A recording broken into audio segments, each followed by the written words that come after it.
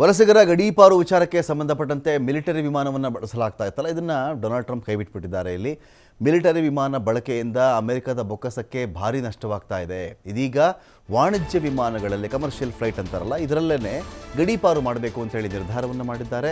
ವಲಸೆ ಕಠಿಣ ನೀತಿಗಳ ಬಗ್ಗೆ ಸಂದೇಶ ಕೊಡಲಿಕ್ಕೆ ಮೊದಲಿಗೆ ಸೇನಾ ವಿಮಾನವನ್ನು ಬಳಸಲಾಗಿತ್ತು. ಆದರೆ ಸೇನಾ ವಿಮಾನದ ಬಳಕೆಯಿಂದ ಅಮೆರಿಕಕ್ಕೆ ಭಾರಿ ಪ್ರಮಾಣದಲ್ಲಿ ಹೊರೆಯಾಗ್ತಾ ಇದೆ. ನಿಮಗೆ ಗೊತ್ತಿರಲಿ, ಅಮೆರಿಕ ಇಡೀ ಆಪರೇಷನ್ನ ಕಂಪ್ಲೀಟ್ ಮಾಡಲಿಕ್ಕೆ ಇಡೀ ಅಮೆರಿಕಾದಲ್ಲಿರ್ತಕ್ಕಂಥ ವಿದೇಶಿಯರನ್ನು ಅವರವರ ದೇಶಗಳಿಗೆ ಅಟ್ಟಲು ಕಳುಹಿಸಿಕೊಡಲು ಅಮೆರಿಕ ಅಂದಾಜು ಹಾಕ್ಕೊಂಡಿರ್ತಕ್ಕಂಥ ವೆಚ್ಚ 28 ಲಕ್ಷ ಕೋಟಿ ರೂಪಾಯಿಗಳು. ಭಾರತ ಒಂದು ವರ್ಷಕ್ಕೆ 50 ಲಕ್ಷ ಕೋಟಿವರೆಗೂ ಒಂದಷ್ಟು ಬಜೆಟನ್ನು ಮಂಡಿಸ್ಕೊಳ್ಳುತ್ತಲ್ಲ, ಆ ಬಜೆಟ್ನಲ್ಲಿ ಹೆಚ್ಚು ಕಡಿಮೆ ಅರ್ಧಕ್ಕಿಂತ ಜಾಸ್ತಿ ಪಾಲು ಬರೀ ಆ ದೇಶದಲ್ಲಿರೋದು ಆಚೆ ಹಾಕಬೇಕು. ಅಷ್ಟಕ್ಕೇ 28 ಲಕ್ಷ ಕೋಟಿ ರೂಪಾಯಿಗಳ ಒಂದು ಅಮೌಂಟನ್ನು ಎತ್ತಿಟ್ಟಿತ್ತದು.